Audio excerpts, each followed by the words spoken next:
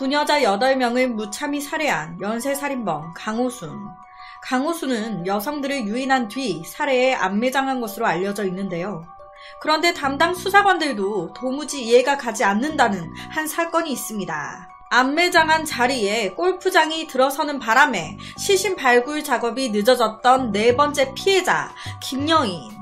2007년 1월 6일 김여인을 살해하고 안매장할 때만 해도 골프장이 없는 상태였는데 세월이 흘러 골프장이 생기면서 자기가 묻은 위치가 어디인지 못 찾아내는 거예요. 결국 네 번째 피해자 김여인은 시신조차 찾지 못했습니다.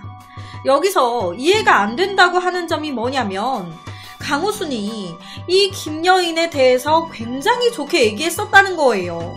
아, 김여인 걔는 솔직히 지금 생각해도 좀 아깝긴 해요. 나랑 좀 잘 맞았거든. 피해자들 중에 나랑 제일 오래 같이 있었을걸요? 12시간 정도 나랑 같이 밥도 먹고 모텔도 가서 관계도 가지고 얘기도 많이 하고 드라이브도 하고 그랬는데 죽인 거예요. 김여인은 딸의 학비를 벌기 위해 한국에 입국한 지 4개월 된 중국 동포였습니다. 강호순이 취조받으면서 제일 아까웠다고 호감을 제일 많이 표시했던 여자였어요. 무엇보다 마음에 그렇게 들었다면서 왜 죽였냐는 거예요. 야, 강호순, 네 말 따나. 네가 그렇게 마음에 들었으면 살려줘도 되지 않았냐? 그냥 사귀는 사이로 있어도 되는 거였잖아. 그런데 그런 여자를 왜 죽인 거야? 이런 질문에 강호순은 실제로 그래도 죽이려고 했으면 죽여야죠.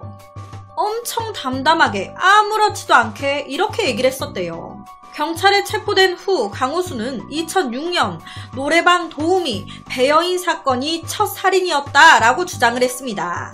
2006년 12월 13일 밤 10시경 강호순은 모자를 푹 눌러 쓰고 경기도 군포의 한 노래방을 찾았고 거기 손님으로 가서 배여인을 꼬드긴 거예요. 배여인, 우리 같이 어디 놀러나 나갑시다. 2차로 술이나 한잔 하자며 배여인을 자신의 차에 태웠어요. 그리고 강호순 차를 타고 이동을 하는데 그 과정에서 이 배여인이 자신의 남자친구와 2차례 통화를 합니다. 그런데 몇 시간 뒤 새벽 3시 55분경 이 배여인의 핸드폰 전원이 꺼집니다. 배여인의 핸드폰 전원이 꺼진 곳은 화성시였는데 살해에서 안매장까지는 채 2시간도 걸리지 않았습니다. 살해하는 그 시간은 굉장히 짧았어요. 불과 몇 분. 살해하고 나면 바로 이제 사체 유기하고 증거물 인멸하고 바로바로 그렇게 2시간도 채 안 걸린 거예요. 첫 범행에서 흔히 나타나는 우발성이나 망설임 전혀 없었습니다. 처음으로 사람을 죽이는데 너무 자연스러워. 이게 이상한 거예요. 첫 살인인데 너무 신속하고 너무 치밀하잖아. 당시에 이 배여인과 강호순 차 안에서 서로 합의하에 성관계까지 했어요. 반항하는 거 전혀 없었단 말이에요. 도대체 그럼 왜 죽인 거야? 이 질문에 강호순의 대답은요. 그냥 죽이고 싶어서 죽인 건데요. 강호순은 노래방에 들어가기 전부터 모자를 푹 눌러 쓰고 들어갔습니다. 왜? 얼굴 안 보이게 하려고 모자 쓰고 들어갔는데요. 즉, 아예 처음부터 죽이려고 범행 대상 물색하려고 들어간 거예요. 애초부터 범행 작정하고. 무엇보다 이 범행에 이용된 차량은 성폭행과 살인이 용이하도록 개조된 상태였습니다. 차 짐칸 뒤에를 침대처럼 다 펴서 만들어 놓고 차박할 때처럼 다 미리 만들어 놓고 조수석을 내가 버튼 하나만 딱 누르면 뒤로 다 젖혀지게끔 조수석 의자가 뒤로 탁 다 넘어가면 바로 끌고 뒤에 이제 차박할 때 눕는 그런 뒤쪽으로 여자를 끌고 넘어가서 거기서 묻고 강간하고 죽이고 다 미리 만들어 놓은 상태에서 여자를 태운 거예요. 강호순이 첫 살인이라고 주장하는 이 사건이 이상한 게 뭐냐면 보통 처음으로 저지르게 되는 살인은 우발적인 경우가 많다고 합니다. 욱해서 혹은 얼떨결에 자기도 모르게 죽이는 그게 첫 살인이 돼서 그 맛을 못 잊어 계속 살인을 하는 그런 경우가 많다고 해요. 그리고 첫 살인이다 보니 어설픈 거예요. 자기도 모르게 범행 현장에 단서를 놓고 온다거나 이런 경우들이 있다고 합니다. 첫 살인이니까. 실제로 교도소 때부터 치밀하게 연쇄살인을 계획하고 그걸 실행에 옮겼던 유영철 같은 경우도 첫 살인 때 현장 주변에 흔적이 남지 않도록 꼼꼼하게 지문도 다 지우고 꼼꼼히 정리했습니다. 그런데 마지막 순간에 시신을 방 안에 두고 범행 칼을 그 안에 같이 둔 채로 문을 잠그고 나간 거예요. 실수를 한 겁니다. 칼을 그냥 안에 두고 나와버렸네. 아차 싶어서 다시 들어가려고 시신과 칼이 있는 안방 문을 열려고 하니 자기가 방 안에서 문을 잠그고 닫아버려서 밖에서 문이 안 열리는 거예요. 그래서 밖에서 발로 그 문을 연다고 그 문을 다 부순 겁니다. 철저히 계획하고 한 유영철도 첫 살인 때는 실수를 했어요. 그런데 강호순 경우는 다른 거예요.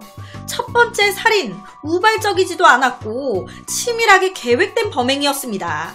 그러다 보니 경찰은 강호순 이거 거짓말하고 있네. 첫 살인이라고 하기엔 여자를 죽인 게 너무 자연스러워. 분명 그 전에 살인 시도라든지 살인 미수라든지 있을 거야 라고 판단했습니다. 그런 상황에서 2009년 2월 17일 경찰에 체포된 후에 취조를 받고 있었던 강호순이 갑자기 자발적으로 추가 범행 자백을 합니다. 사실 배여인이 첫 살인 아니에요. 2006년 9월 7일 강원도 정선 군청 여직원 23살 윤여인, 그 여자 내가 죽였는데 그 여자가 첫 살인이었어요.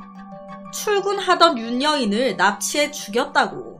이때까지 확인된 피해자는 모두 8명, 이 8명 이외에는 추가 여죄는 없다고 얘기했습니다. 그런데 한 가지 이상한 점이 있습니다. 이 자백을 하기까지 경찰이 막 추궁을 한다거나 증거를 제시했다거나 이런 게 전혀 없었습니다. 자기가 입 다물고 있었다면 이 윤여인 살인은 끝까지 묻힐 수도 있었어요. 지금 위에 보시면 추가로 밝혀진 범행 9월 7일 첫 번째 살인, 이걸 자백한 거예요. 취조 중에 갑자기 자기 혼자 한 자백.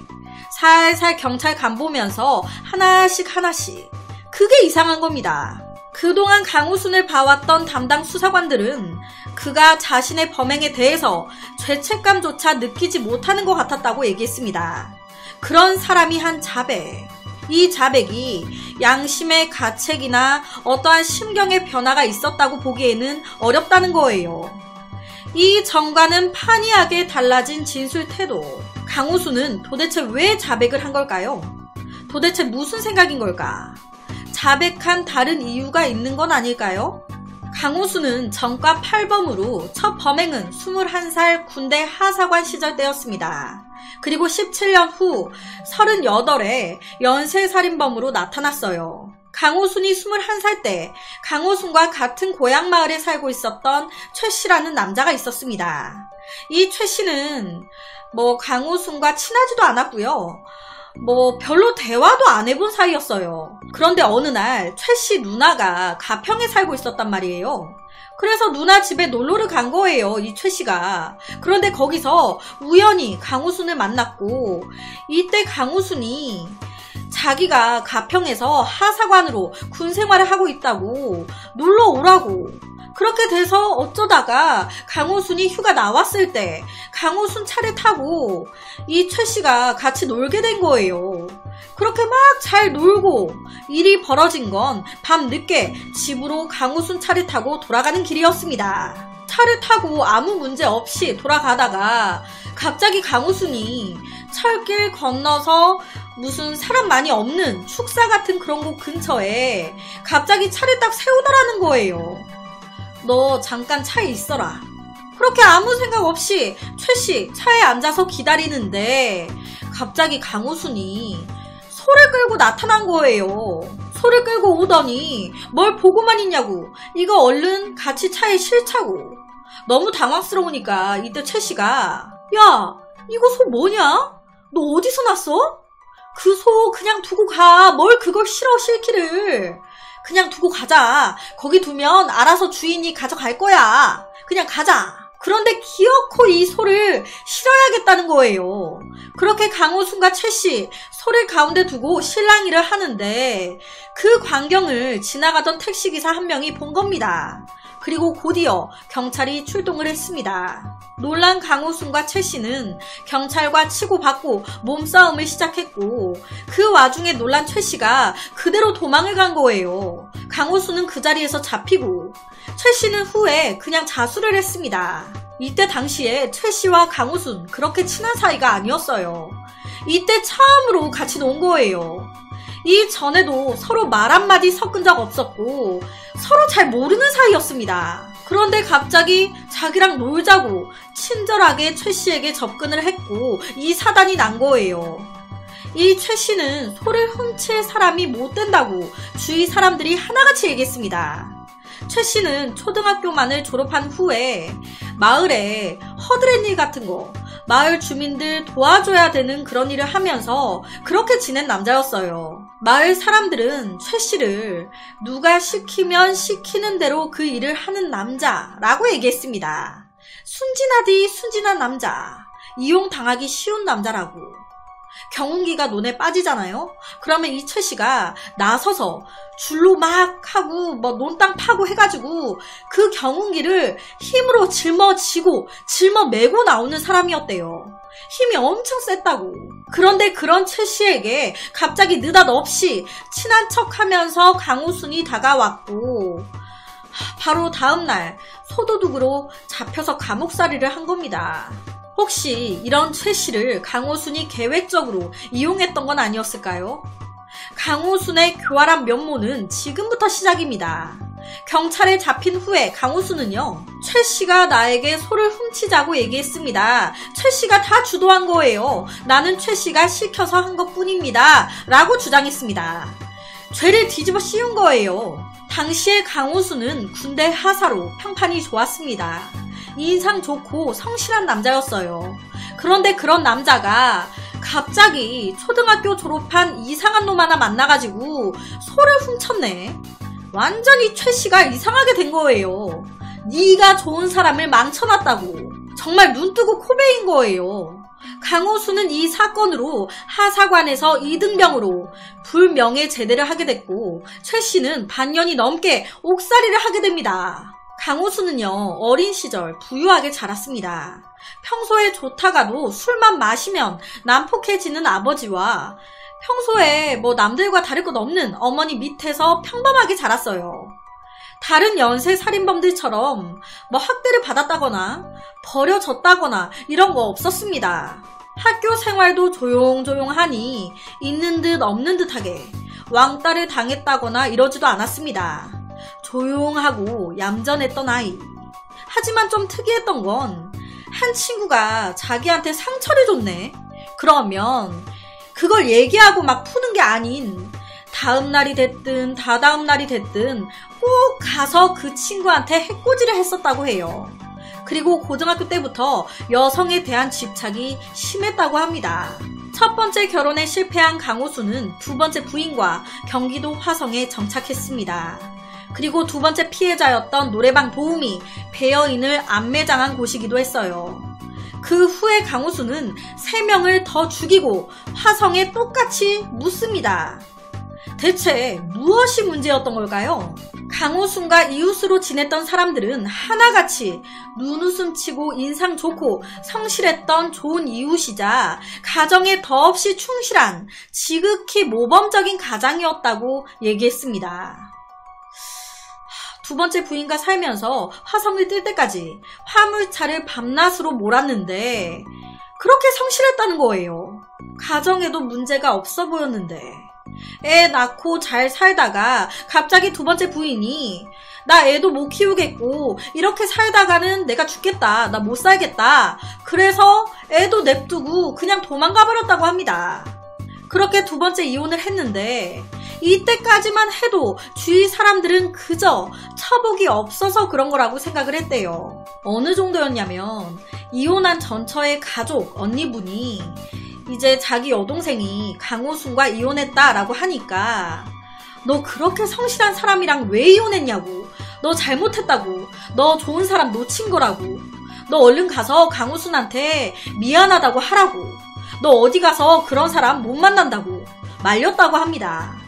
오히려 강호순 편을 든 거예요. 그 정도로 좋게 봤던 겁니다. 그런데 후에 연쇄살인마가 된 강호순을 보면서 얼마나 소름이 돋았을까요?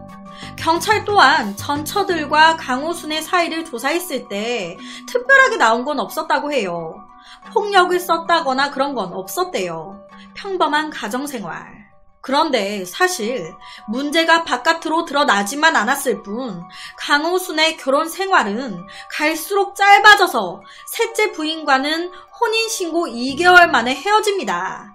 그리고 넷째 부인은 혼인신고 5일 후에 사망했어요. 도대체 뭐가 문제였던 걸까요? 강호순의 주된 범행은 대부분 버스 정류장에서 여성을 차에 태운 것으로 시작됐습니다. 호감 가는 외모와 고급 승용차를 이용한 수법. 여자 한 명이 버스 정류장에서 기다리고 있네. 그러면 고급 차를 몰고 그 앞에 딱 가서 어디까지 가세요? 태워드릴게요. 그렇게 여자가 타면 범행. 그런데 여기서 한 가지 의아한 게 있습니다. 저도 여자잖아요. 내가 버스를 기다리는데 누가 태워준대. 저 절대 안 타거든요. 다른 방법을 생각하면 했지. 저 말고도 대부분의 여성들이 같은 생각일 거예요. 아무리 호감 가는 인상이어도 절대 쉽게 안 탑니다. 세상이 얼마나 무서운 세상인데. 태워줄게요. 아, 네, 좋아요. 절대 거의 대부분의 여성이 안 탈 것 같거든요. 그런데 당시 여성들은 다 탔단 말이에요. 정말 태워줄게요. 이 말 한마디에 탄 걸까요? 이 강호순의 20년지기 친구분은 강호순만의 테크닉이 있다고 얘기했습니다. 어떤 식이냐? 우선 이놈이 자기 외모가 나쁘지 않다는 걸 알고 있었단 말이에요. 서글서글하게 웃으면서 충청도 사투리를 섞어 정류장에서 버스 기다리는 여자한테 물어보는 거예요. 저 길 좀 물어볼게요. 어디를 찾아가려고 하는데 어떻게 가야 돼요? 그러면 거의 대부분의 여성들이 길을 알면 알려줍니다. 아, 거기 이렇게 저렇게 가면 돼요. 그러면 강호순. 아, 그래요? 제가 이쪽 길을 잘 몰라서. 혹시 어디까지 가세요? 아는 데까지만, 같은 방향까지만 좀 같이 타서 알려주시면 안 될까요? 죄송합니다. 제가 길을 아예 몰라서요. 웃으면서 나 좋은 사람이에요. 걱정 말고 타세요. 길을 몰라서 그래요. 그러면 대부분 탄다는 겁니다. 일부러 차 앞좌석에 개와 찍은 사진 같은 거, 막 자기가 좀 착해 보일 수 있는 그런 사진들을 피해자들 잘 보이게 차량 앞좌석에 딱 붙여놓고 여자를 꼬시는 말빨이 장난이 아닌 겁니다. 이 강호순은요, 2008년 1월에 맞선을 본 여자를 성폭행까지 했습니다. 그래서 고소당했어요. 그런데 이때 강호순 뭐라고 했냐? 제가 무슨 강간입니까? 그 여자도 좋아할 줄 알고 그런 거예요. 그 여자 나랑 3번이나 만났어요. 그럼 성관계도 어느 정도 응한 거 아닙니까? 참나, 막상 딱 하니까 싫다고. 아, 재수없어. 전혀 이때도 반성하는 건 없었다고 해요. 피해자 입장에서의 생각은 1도 없는 거예요. 오롯이 내 생각만. 실제로 이 강호순이 한창 이런 짓을 많이 하고 다닐 때 20년 지기 친구한테 이런 말을 했었다고 합니다. 야, 안산 시화공단 이런데 저녁 늦게 가잖아? 그럼 거기에 공단 여직원들이 일 끝나고 버스 놓쳐가지고 발 동동 구르는 년들이 몇 명 있어. 그럼 그 여자들 앞에 차 딱 세우고 태워준다고 하거나 길 물어보면서 살살 꼬드기잖아? 그럼 탄다? 그럼 그 여자들 저쪽 좀 더 올라가면 으슥한 데 있거든? 거기 데려가서 강간하고 재미 보는 거야. 겁나 재밌어. 이런 얘기를 친구한테 했었다고 해요. 진짜 이 20년 지기 친구한테는 다 얘기했던 거예요. 법망에 걸리지만 않았을 뿐 강호순에게 성범죄는 살인이 일어나기 이미 몇 년 전부터 일상이 되어온 상태였습니다. 그런데 이 사실을 이 20년 지기 친구 말고는 아무도 몰랐어요. 피해자 입장에서 이 얘기를 쉽게 할 수 없거든요. 강호순에게 당한 피해자가 더 많을 거라는 얘기예요. 일면식도 없는 여성들을 상대로 살인 행각을 벌였던 그 기간에도 강호수는 태연하게 3명의 여성과 데이트를 즐기기도 했습니다. 무고한 여자를 죽이고 2시간 정도 지나서 다른 여자를 만난 경우도 있었어요. 너무 아무렇지도 않아서 당시 만났던 여자들이 이상함을 전혀 못 느꼈다고 합니다. 강호수는 겨울만 되면 이번 겨울은 어디서 지내지? 혼자 자취하는, 혼자 사는 여자들 꼬드겨서 같이 지내려고. 왜? 그런 여자들과 함께 살면 여자들이 밥해줘, 청소해줘, 빨래해줘, 내 성욕도 채워줘, 내 비위도 맞춰줘, 다 해주니까 이번 겨울은 누구를 또 잡아서 몇 달을 보내볼까? 그렇게 지내다가 겨울 지나면 나오는 거예요. 강호순에게 여자란 그저 내 편의와 내 욕구를 채워주는, 상황에 따라 그때그때 이용하는 그냥 도구, 놀잇감, 머슴인 거예요. 전문가들은 아무래도 이 강호수는 성에 대한 어떠한 만족 이런 것보다는 여성을 강간, 성폭행함으로써 성적 가학 행위를 함으로써 여성을 지배하고 통제하는 것에서 그런 희열을 느끼는 것 같다라고 얘기했습니다. 성적 가학 행위, 즉 강호순의 범행 동기는 내 쾌락, 내가 즐겁고 싶어서, 재밌으니까, 짜릿하니까, 기분 좋으니까 그래서 죽인 건데요. 강호수는 범행을 저지른 후에 피해자의 손톱을 가위로 자르고 자기가 범행한 에쿠스나 차량을 후에 소각시키는 치밀함까지 보였습니다. 현재까지 드러난 정황으로 볼 때 주목할 만한 사건은 첫 살인 1년 전인 2005년 10월 30일 새벽 2시 42분경 강호순의 장모 집에서 벌어진 화재 사건입니다. 당시 4번째 부인과 결혼 생활 중이었고 이 사건으로 인해 부인과 장모가 사망하면서 강호순은 5억에 가까운 보험금을 챙겼습니다. 화재 당시에 강호순과 아들이 장모의 집에서 방범창을 뜯고 나왔어요. 그런데 여기서 이상한 건 집 다른 곳들의 방범창은 아래처럼 나사못이 꽉 그냥 보통처럼 꽉 고정이 되어 있었는데 강호순과 아들이 나온 그 방의 방범창만 나사못이 반쯤 풀려있는 상태였다는 겁니다. 그걸 뜯고 나온 거예요. 그리고 또 하나 이상한 점은 이 방화 사건이 30일에 났어요. 그래서 장모와 아내 다 죽었단 말이에요. 그런데 확인해 보니까 6일 전인 24일 강호순이 대출을 받았네. 이 대출 돈 어디에다가 쓴 거지? 보니까 24일 대출을 받아서 26일 아내 보험금을 냈네. 그리고 정확히 4일 뒤인 30일 아내와 장모 죽었네. 뭔가 딱이잖아요. 보험금을 낼 형편이 아니었어요. 그러니까 대출까지 받은 거란 말이에요. 이것 자체도 이해가 안 되는 거예요. 왜 무리해서 부인 명의로 보험 2개나 가입해서 내고 있는 상태였습니다. 거기다 이상한 건 더 있습니다. 화재가 나기 5일 전에 그렇게 미루던 4번째 아내와 혼인신고를 합니다. 아내와 장모, 다른 사람들이 얘기했을 때는 들은 채 만 채 오만 핑계를 대더니 사건이 일어나기 5일 전에 갑자기 스스로 혼인신고를 한 거예요. 장모 집 화재로 그가 받은 돈은 약 4억 8천만 원. 여러모로 너무 의심이 가는데 이에 대해 강호수는 계속해서 의도적으로 한 게 아니다. 나도 왜 화재가 난지 모르겠다. 모르쇠로 일관했습니다. 장모 집 화재 내가 한 거 아닙니다. 죄 없는 부녀자를 8명이나 죽였지만 장모 집 화재는 어디까지나 사고였다는 건데 자기 말로는 그래요. 사고로 갑자기 아내가 죽고 힘들었다는 거예요. 사랑했던 아내가 갑자기 이렇게 가버렸으니 나 혼자 어떡하나. 그래서 1년 동안 마음을 못 잡고 방황을 했다는 겁니다. 그리고 그때부터 여성에 대한 살인 충동을 느꼈다는 거예요. 다른 여성들을 죽이니까 아내에 대한 슬픔이나 죄책감 이런 것들이 좀 나아지는 것 같더라. 그래서 연쇄살인을 하게 됐다. 4번째 부인과 나 금수 좋았습니다. 장모도 나한테 잘해주고 내가 죽일 이유가 없잖아요. 자기 말로는 이런 거예요.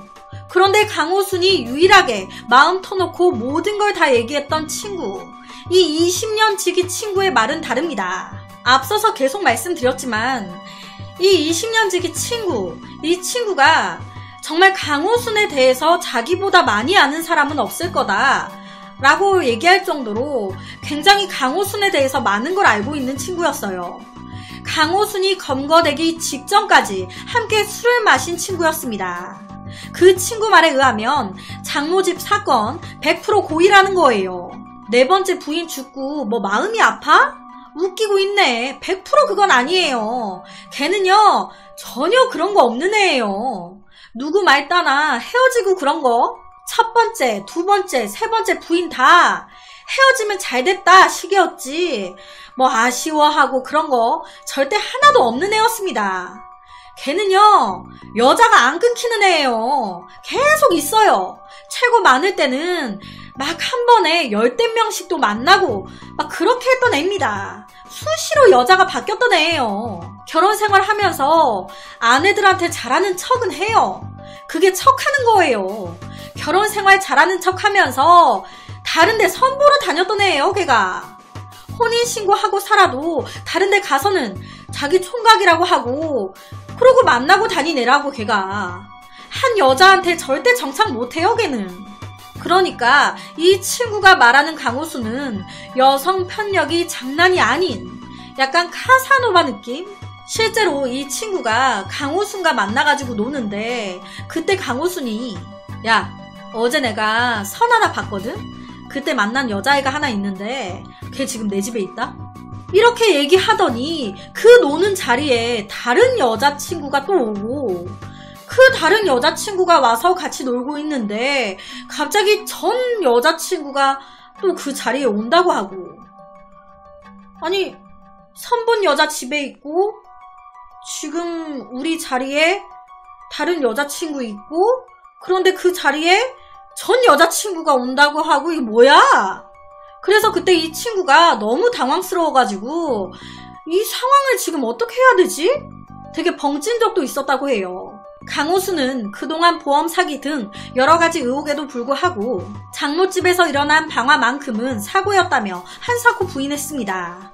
장모집 화재가 발생했던 2005년 강호순은 안산의 한 산 중턱에 이제 개 농장에서 이미 2년째 네 번째 부인과 동거하고 있었습니다. 당시 강호순이 했던 개 농장이요. 손님들이 꽤 있었대요. 왜냐면 강호순의 인심이 너무 좋아. 개 하나를 사면 새끼 개를 덤으로 주고 너무 착해. 강호순은 애견 분양도 하면서 뒤쪽에서는 개고기용 개를 또 키우면서 직접 개를 잡았습니다. 실제 경찰 조사에서 개를 많이 죽이다 보니 사람 죽이는 것도 아무렇지 않게 느껴졌다고 얘기를 하기도 했어요. 옆에 유명한 사진이죠. 인상 너무 좋아 보이게 시베리안 허스키와 찍었는데 이거 찍고 바로 이 개를 매달아가지고 때려 잡아 먹었다고. 일부러 강호순이 착한 사람 메이킹하려고 찍은 사진. 이 네 번째 부인은요, 강호순이 두 번째 부인과의 사이에서 낳은 두 아들과도 잘 지냈었다고 합니다. 사이가 좋았대요.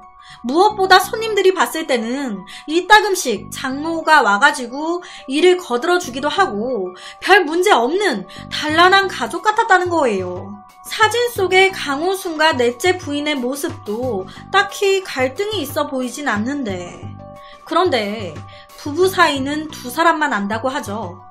이 넷째 부인의 친한 친구 말은 달랐습니다.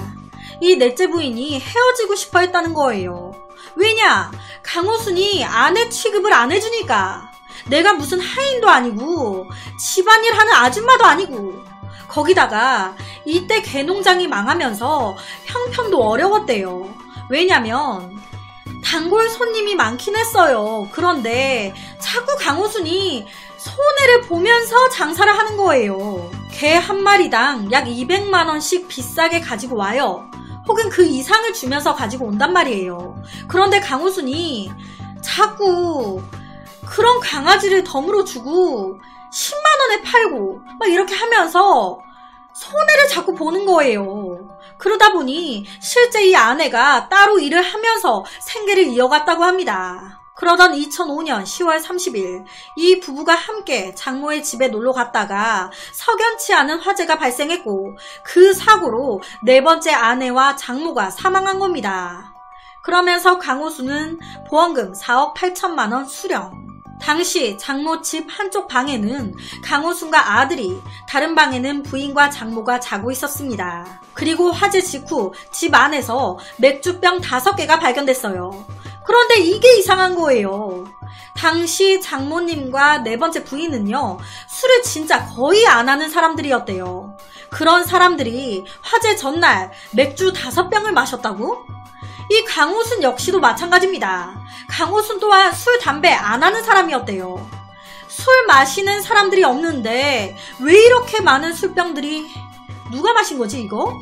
아내는 창문을 깨려다가 실패한 듯 손에 상처를 입은 채 창문 밑에서 발견됐고 모기향으로 인한 화재로 추정만 될 뿐 진짜 방화 원인은 밝혀지지 않았습니다. 그런데 여기서 이상한 건 탈출한 직후 강호순이 보인 행동이에요. 보통 내가 화재로 어떻게 살아나왔어요. 그런데 지금 저 집 안에 사랑하는 아내와 장모가 있어. 그러면 사람들이나 119한테 지금 저 안에 우리 아내가 있다고, 장모님이 있다고 얼른 구해달라고 얘기를 해야 되는 게 정상이잖아요.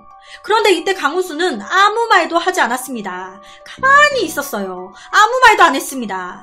아내와 장모님이 저 불길 안에서 뻔히 죽어가고 있다는 걸 알고 있었으면서도 그 집으로 다시 들어갈 생각조차도, 이 사실을 알릴 생각조차도 전혀. 그래서 물어본 거예요. 아니, 사람이 있었으면 말을 해줬어야지. 왜 그런 거예요? 아, 불이 너무 크게 나서 저도 연기에 질식해 아내를 구할 수가 없었고 정신이 없었어요. 그날 불 그렇게 크게 난 거 아니었습니다. 거실은 다 탔지만 사망자와 강호순이 있던 방은 연기로만 가득 찬 상태였어요. 강호순은요, 부상자로 기록도 안 된 상태였습니다. 그만큼 멀쩡했다는 거예요. 입원조차 안 했습니다.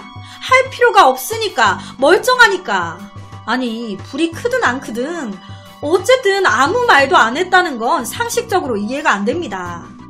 그 후에 이어진 장례식에서조차 강호수는 전혀 슬퍼 보이지 않았습니다. 무엇보다 강호수는 이전의 화재 2건을 포함해서 1998년 11월부터 보험 사기로 의심되는 사건이 무려 7차례나 있었습니다. 이전 사건들로 무려 6억 7,780만 원을 타간 상태였어요. 정말 장모 집 방화 사건 고의가 아니었던 걸까요? 강호수는 사고라고 주장하는데 이 말이 거짓말이라는 걸 알 수 있는 게 이 20년 지기 친구분은 강호순의 사망한 아내와 장모가 일본에 가서 살고 있는지 알았다고 합니다. 왜? 강호순이 일본 갔다고 했으니까. 그런데 갑자기 사건이 밝혀지기 몇 달 전 만나가지고 이런저런 얘기를 하는데 아내가 장모님 모시고 둘이서 강원도 가다가 교통사고로 죽었어 라고 말을 하더라는 거예요. 그러니까 이 친구가 야, 장모랑 네 아내 일본 갔다며 뭔 갑자기 강원도를 가다 죽어? 언제 들어왔는데? 이렇게 된 거예요. 강호순이 하도 거짓말을 쳐놓다 보니 자기도 헷갈린 거예요. 그런 상황에서 이렇게 사건이 다 터지고 모든 걸 알게 된 겁니다. 그렇다면 강호수는 왜 20년 지기 친구에게 장모와 자기 아내가 화재로 죽었다는 사실을 숨긴 걸까요? 이 친구분은요, 정말 강호순에 대해서 많이 알고 계셨습니다. 걔가 입에 달고 살던 게 보험 사기, 여자 얘기였어요. 걔가 불을 지른 게 한 2번 정도 되고 또 한 번은 시흥에서 중앙 분리대를 들이받았는데 그때는 지도 죽을 뻔한 거예요. 장도 다 터지고 그랬었어요. 나한테 한 보험 13개에서 14개 정도까지 들어놨었다고 얘기했었습니다. 자기는 한 달에 하나씩 보험 든다고. 어느 날 나한테 전화가 왔더라고요. 한단 소리가 야, 나 내일 사고 낼 거야. 그런데 정말 다음날 사고 내가지고 병원에 누워있더라니까. 너무 나에 대해 잘 알고 있던 친구. 보험에 이런저런 얘기까지 내가 다 해놓은 상태인데 강호수는요, 장모 집 화재로 자기 아내와 장모가 죽어 장례식을 치를 때 이 친구에게만 연락을 안 했습니다.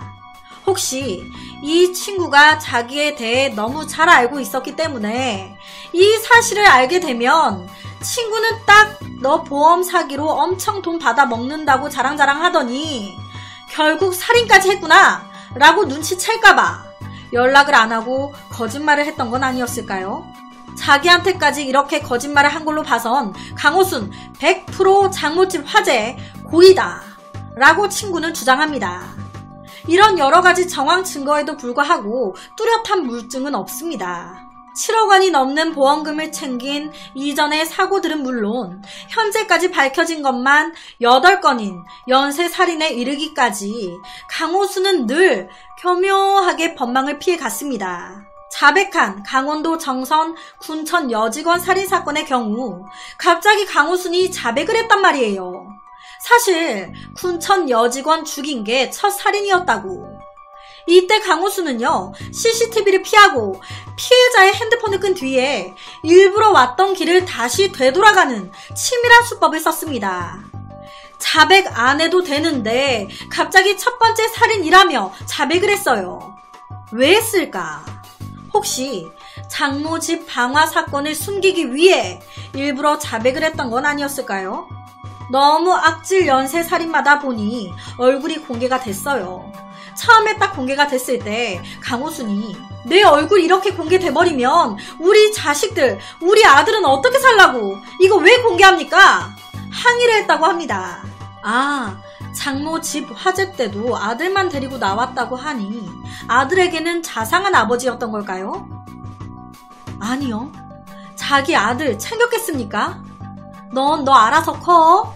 이런 식 별 관심 없었다고 합니다. 괜히 이런 말 한 거예요. 강호순에게 살해당한 피해자는 8명, 장모 집 화재까지 하면 10명이지만 강호순의 곡괭이에서 신원불명의 여성 2명의 DNA가 발견됐었다고 합니다. 그런데 일치하는 DNA가 없는 거예요. 확인이 안 되는 거죠. 강호순은 살해한 후에 이 곡괭이를 이용해서 한 번 더 피해자를 내리치는 방식으로 확인 사살을 했습니다. 그런 범행 수법을 고려한다면 이 2명의 DNA, 드러나지 않은 또 다른 피해자의 DNA일 가능성이 높죠. 하지만 당시에 상당수 실종자들의 DNA가 수집되지 않은 상태였던 탓에 현재까지도 이 두 DNA가 누구인지 모르는 상태입니다. 당연히 이 강호수는 2009년 4월 22일 사형이 선고됐습니다. 그래서 현재 서울구치소 독방에 있다고 하는데요.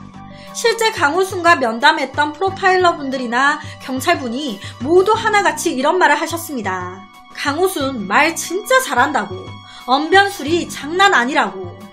그래서 정말 이 강호순에게 휘둘리지 않기 위해서 페이스 조절을 엄청 하셨대요. 주도권을 강호순한테 뺏기면 안 되니까. 강호순은 여자 얘기만 나오면 막 쉴 틈 없이 자신있게 얘기를 했대요. 그러다가 막히는 질문이 나온다? 하면 물을 한 잔 마시고 되려 경찰한테 다시 질문을 했다고 합니다. 경찰한테 자기가. 예를 들어 경찰이 강호순 씨 안 피곤해요? 하면 웃으면서 당신은 피곤해요? 라고. 자존감이 엄청 높았다고 하더라고요. 실제로 유명한 권일용 프로파일러분이 강호순을 처음 만났을 때 강호순이 나하고 얘기하려면 물이나 먼저 떠와요 라고 말을 했대요. 첫 만남에서. 그래서 이 파일러분이 난 당신 물 떠다주는 사람이 아니야. 내가 필요하면 그때 가져다 줄게 라고 맞받아치셨다고 합니다. 와, 프로파일러도 아무나 하는 게 아닌 것 같아요. 대단하십니다. 강호순이 잡히고 나서 한 형사분이 궁금했던 거예요. 어떻게 살고 있나?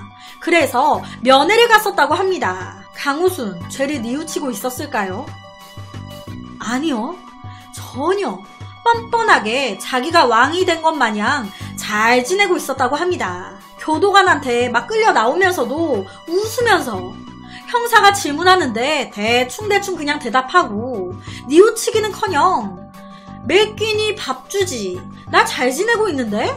그리고 2021년 8월 얼마 안 됐죠? 강우순이 MBC에 편지를 보낸 거예요.